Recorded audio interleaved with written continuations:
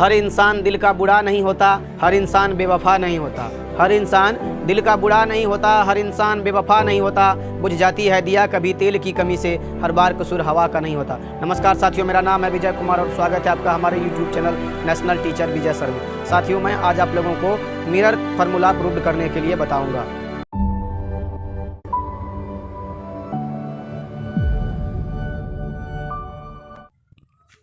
Mirror formula prove करने से पहले कुछ आपको चिन्ह परिपाटी जो होता है, चिन्ह परिपाटी, ये समझना होगा। चिन्ह परिपाटी में सबसे पहले सभी दूरियां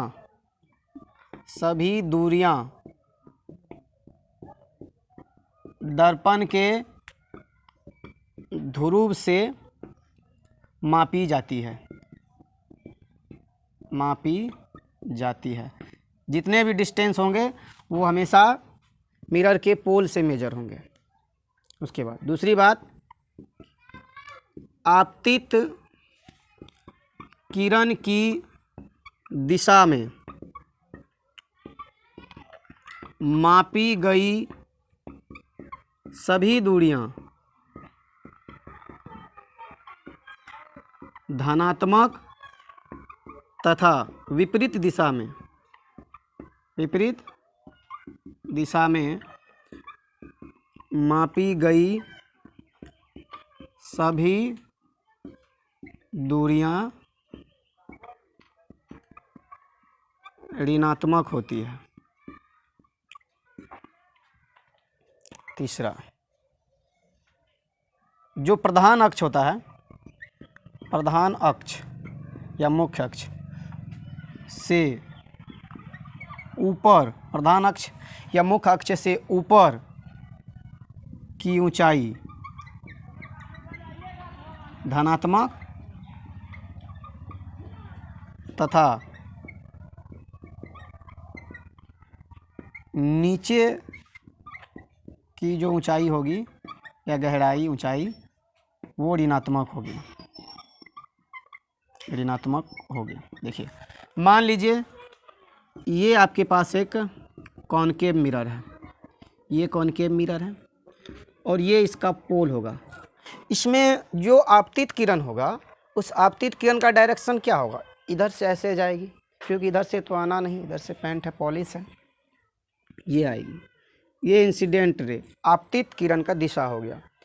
इस दिशा में, यहाँ से इस डायरेक्शन में यदि कोई डिस्टेंस मेजर की जाएगी तो वो पॉजिटिव होगी, और इसके उलट डायरेक्शन में अगर किसी को मेजर की जाएगी तो वो नेगेटिव होगी।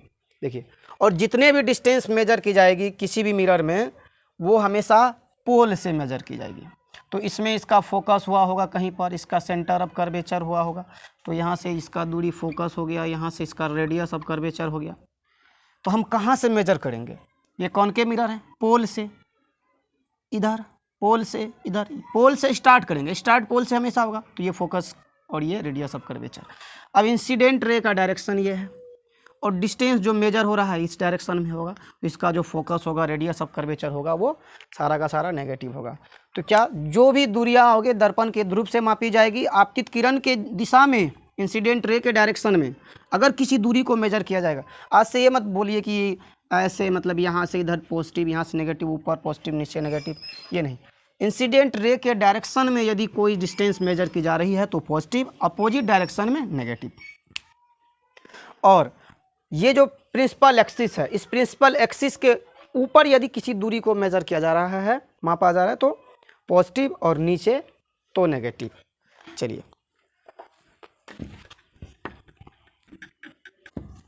हम प्रूव करना चाहते हैं 1/v + 1/u = 1/f अवतल दर्पण में। तो पहले बना लीजिए एक अवतल दर्पण। ये कॉनकेव मिरर हो गया हमारा, ये कॉनकेव मिरर, ये इसका पोल हो गया। यहाँ पर एक पॉइंट साइज का हम ऑब्जेक्ट ले लेते हैं। यहाँ से एक रे ऑफ लाइट हम इसी से प्रिंसिपल एक्सिस से ही ले जाते हैं, और इसी पर कहीं इस पर क्या हुआ होगा, सेंटर ऑफ कर्वेचर। तो सेंटर ऑफ कर्वेचर से जो रे ऑफ लाइट जैसे जाएगी वैसे ही लौट जाएगी, क्योंकि इस पर नॉर्मल इसी पर होगा, इसी से पास करेगा। ये हो गया सेंटर ऑफ कर्वेचर, सी हो गया इसका। ये ऑब्जेक्ट से दो रे ले जाने होते हैं, एक रे ले गए हम ऐसे, ये पैरेलल रे ऑफ लाइट नहीं है, हम रे ऑफ लाइट ले जाते हैं। तो ये जो थोड़ा सा इसको इधर कर लेते हैं, रे ऑफ लाइट गई तो सबसे पहले यहाँ पर क्या बनेगा, नॉर्मल बनेगा, अभिलंब बना। जितने एंगल से ये रे ऑफ लाइट गई है उतने ही एंगल से इसका क्या होगा, मान लीजिए थीटा है, इसका रिफ्लेक्शन या रिफ्लेक्टेड रे उतने ही एंगल से यहाँ पर आएगी।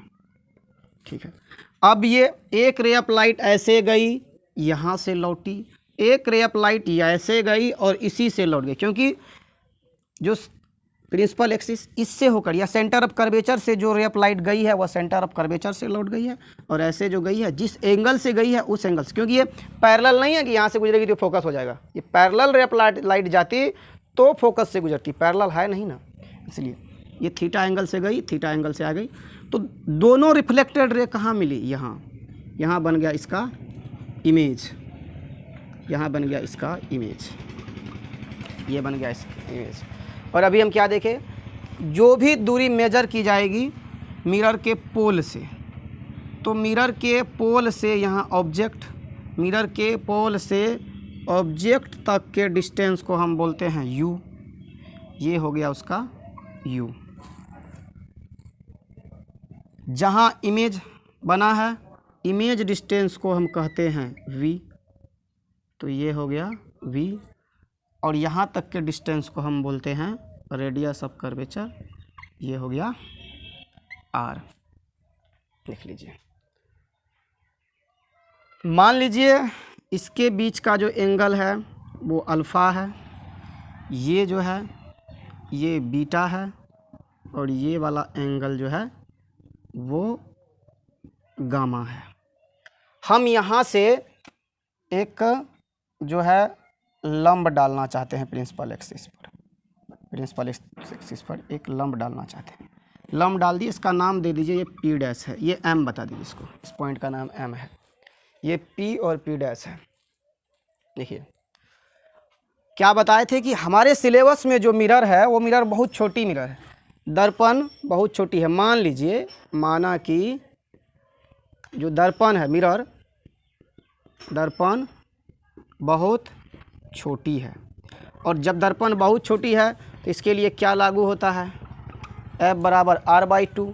अगर ये मिरर बहुत छोटी है, देखिए ये मिरर बहुत छोटी मिरर है, ये प्रिंसिपल एक्सिस, ये गई रे ऑफ लाइट ऐसे, तो यहाँ नॉर्मल डालेंगे तो ये P और ये P डैश, तो P और P डैश एक दूसरे के बहुत करीब होगा। इसको और छोटी कर लीजिए, एक छोटी, बहुत छोटी, तो ये बहुत छोटी हो गई, तो ये P और ये P डैश, यहाँ से लंब डालेंगे तो P और P डैश बहुत एक दूसरे के करीब होगा, तो P डैश क्या होगा, और यहाँ पर क्या होगा, P जो होगा बहुत करीब होगा P डैश का।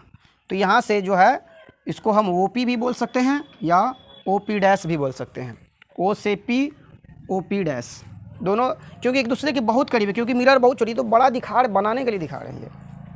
अच्छा, अगर ये बात है तो यहाँ से देख लीजिए OMC में, नहीं OMP डैश में, पहले देख लीजिए OMP डैश में, ट्रायंगल OMP डैश, ये हो गया परपेंडिकुलर लंब हो गया, और ये वाला आधार हो गया, थीटा सब में यही है, ये आधार हो गया।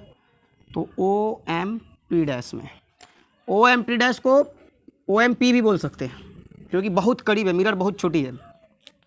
तो ट्रायंगल OMP डैश में, देखिए OMP डैश में अगर tan अल्फ़ा क्या आएगा, tan अल्फ़ा, OMP डैश में tan अल्फ़ा, तो tan थीटा का फार्मूला लंब बटा आधार, लंब बटा आधार। अब लंब देखिए, ये इसकी ऊंचाई को बोल दीजिए कि ये h है लंब, तो OMP डैश में tan अल्फ़ा जो होगा h, लंब h, और आधार, आधार देखिए क्या है OMP डैश में, OMP डैश या OMP में एक ही बात है, क्योंकि एक दूसरे के बहुत करीब है, मिरर बहुत छोटी है।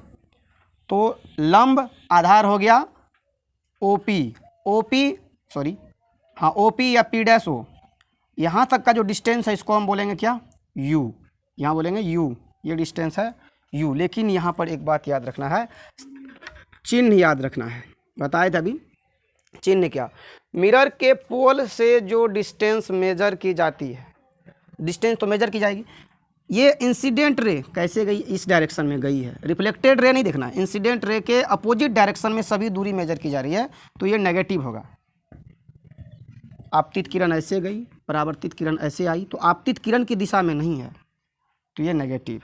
उसके बाद फिर ओ एम पी डैश में आ गया।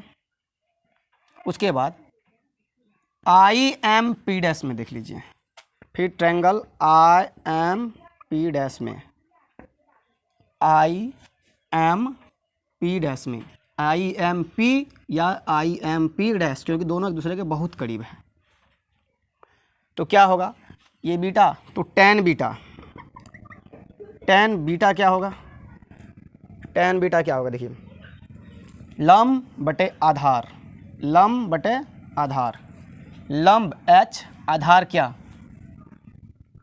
तो h बटे भी, और माइनस में क्यों, क्योंकि ये प्रतिबिंब दूरी, प्रतिबिंब यही बना है, प्रतिबिंब दूरी और अपोजिट है किसके, इंसिडेंट रे के अपोजिट डायरेक्शन में, तो भी, तो माइनस का भी, माइनस का भी। उसके बाद सी एम पी डैश में, फिर से triangle C M P dash में, tan alpha tan beta tan gamma, C M P dash में, C M P dash right angle triangle है ना, लंब डाले तो 90 डिग्री, तो सी एम पी डैश में क्या, लंब बटे आधार, तो टेन क्या, गामा, टेन गामा क्या होता है, लंब h, आधार क्या, सी एम पी डैश में ये आधार r, तो h बटे माइनस आर, h बटे माइनस आर, देखिए आप, और यहाँ थीटा छूट गया, थीटा। अब देखिए, अब क्या कर सकते हैं, एक ट्रायंगल और उठाइए, O M C, O M C, triangle O M C में इसको बना लीजिए, देखिए ओ एम सी में ये वाला एंगल अल्फ़ा और ये वाला angle theta, O M C में, अगर इसको बढ़ाएंगे तो यहाँ पर कौन सा एंगल है, गामा। तो त्रिभुज में पढ़े होंगे कि एक बाह्य कोण जो होता है ना, एक बाह्य कोण दो अपोजिट अंतःकोण के योग के बराबर होता है। अपोजिट अंतःकोण ये और ये इसके योग के बराबर होगा, यानी कि जो गामा होगा वो अल्फ़ा प्लस थीटा होगा। तो इसमें क्या होगा, गामा बराबर, ये गामा बाह्य कोण अल्फ़ा प्लस थीटा, तो गामा बराबर अल्फ़ा प्लस थीटा, इसको बोलिए समीकरण 1। उसके बाद फिर एक ट्रायंगल देख लीजिए, इसमें सी एम आई, सी एम आई, सी एम आई, सी एम आई में, इन ट्रायंगल सी एम आई में आप देख लीजिए, सी एम आई ये गामा और यहाँ का थीटा और इसके बाहर का ये बीटा, तो बीटा बराबर गामा प्लस थीटा, ये बीटा बाह्य एंगल, ये दोनों अंतः एंगल, तो दोनों का योग इसके बराबर, तो बीटा बराबर क्या, गामा प्लस थीटा, समीकरण 2। समीकरण 1 और 2 को घटा दीजिए, समीकरण 1 घटा 2, तो 1 में से 2 को घटा दीजिए, तो क्या होगा, गामा अल्फ़ा प्लस थीटा और बीटा गामा प्लस थीटा, तो गामा प्लस थीटा, देखिए घटाएंगे तो ये क्या होगा, गामा माइनस बीटा बराबर, ये क्या होगा, alpha minus gamma, alpha minus gamma, और ये दोनों तो कट जाएगा, तो देख लीजिए क्या आएगा, गामा, ये गामा इधर आके जुड़ जाएगा तो गामा, और ये अल्फ़ा और ये बीटा जाके उधर जुड़ जाएगा, तो अल्फ़ा प्लस बीटा बराबर गामा और गामा 2 गामा, तो अल्फ़ा प्लस बीटा बराबर 2 गामा, अल्फ़ा प्लस बीटा बराबर क्या आया, 2 गामा। देखिए क्या किए, ओ एम सी लिए, तो त्रिभुज का प्रॉपर्टी होता है कि ये जो बाह्य एंगल है ये दोनों अंतः एंगल के योग के बराबर होगा, तो गामा जितना होगा उतना ही अल्फ़ा प्लस थीटा को जोड़ने से होगा। तो गामा बराबर अल्फ़ा प्लस थीटा। फिर CMI में ये भी तो बाह्य एंगल है, ये दोनों को जोड़, यानी कि गामा प्लस थीटा बराबर बीटा। तो बीटा बराबर गामा प्लस थीटा, दोनों में से घटाए तो यहाँ से तो घटाए तो क्या चिन्ह बदल गया इसका, तो गामा माइनस बीटा, और ये अल्फ़ा माइनस गामा, ये दोनों तो इसमें से घटेगा तो कट ही जाएगा, ये उधर जाके जुड़ गया, ये घटा में था तो जोड़ में आ गया। तो गामा और गामा 2 गामा यहाँ आ गया, अल्फ़ा प्लस बीटा, तो अल्फ़ा प्लस बीटा बराबर क्या आ गया 2 गामा। अब देखिए यहाँ तक तो समझ में आ गया, क्योंकि ये मिरर बहुत छोटी है, इसके बीच का एंगल बहुत छोटा होगा। तो इसके बीच का एंगल अगर बहुत छोटा है, बहुत छोटा एंगल है, बहुत छोटा, तो जो tan थीटा को हम क्या लिख सकते हैं, डायरेक्टली थीटा लिख सकते हैं। tan थीटा को क्या लिखेंगे, थीटा लिख सकेंगे। इसी तरह से tan अल्फ़ा की जगह क्या लिखेंगे हम, tan अल्फ़ा की जगह अल्फ़ा, केवल अल्फ़ा लिख सकते हैं। tan बीटा की जगह हम क्या लिख सकते हैं, केवल बीटा लिख सकते हैं। और tan गामा की जगह क्या लिख सकते हैं, केवल गामा लिख सकते हैं, क्योंकि एंगल जो है बहुत छोटी है, एंगल इसके मिरर है बहुत छोटी है, तो एंगल कहाँ से बढ़ जाएगी। चलिए, तो इसमें जहाँ यहाँ देखिए tan अल्फ़ा, अल्फ़ा के जगह इसकी जगह हम क्या लिख सकते हैं, केवल अल्फ़ा लिख सकते हैं। क्या लिख सकते हैं, अल्फ़ा। इसकी जगह क्या, केवल बीटा लिख सकते हैं। इसके जगह क्या, केवल गामा लिख सकते हैं। तो इस इक्वेशन में अल्फ़ा के जगह ये चीज़, बीटा के जगह ये, गामा के जगह ये रखिए, मिरर का फॉर्मूला आपका प्रूव्ड हो जाएगा। चलिए थोड़ा सा इसको हम कहाँ से मिटा दें, यहीं से मिटा देते हैं, ऊपर से मिटा देते हैं।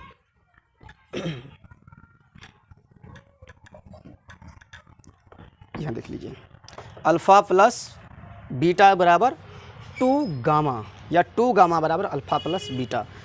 अब देख लीजिए, तो अल्फ़ा प्लस बीटा, देखिए अल्फ़ा कितना है, h upon minus you, h by minus you, plus में बीटा, बीटा कितना है, h बाई माइनस भी, h बाई माइनस भी। उसके बाद 2 गुना गामा, गामा कितना है, h by minus r, h by minus r. देखिए माइनस सभी जगह से कट जाएगा, यहाँ से माइनस कॉमन ले लीजिए, ऐसे कटा लीजिए, तो माइनस सभी जगह से क्या होगा, कट जाएगा। देखिए यहाँ a प्लस बी बराबर c प्लस डी, ऐसा कुछ है, माइनस इसमें है दोनों तरफ से, माइनस माइनस तो दोनों तरफ से माइनस कट जाएगा। तो इसका केवल अकेला इसका दोनों को जोड़ने के बराबर है ना, इसीलिए माइनस कट गया। तो यहाँ आया क्या, h by you plus h by भी बराबर 2h by are, 2h by are. यहाँ से h भी कट जाएगा, ये यहाँ बचेगा h कट जाएगा, ये h कट जाएगा, तो यहाँ बचा 1 बाई यू प्लस 1 बाई भी बराबर 2 बाई आर। इसको पलटेंगे तो क्या आएगा, r बाई 2, देखिए 2 बाई आर, तो 1 बाई यू प्लस 1 बाई भी बराबर 2 बटे 2, 1 बटे आर बटे 2, यही ना, 1 बटे आर बटे 2। तो 1 बाई यू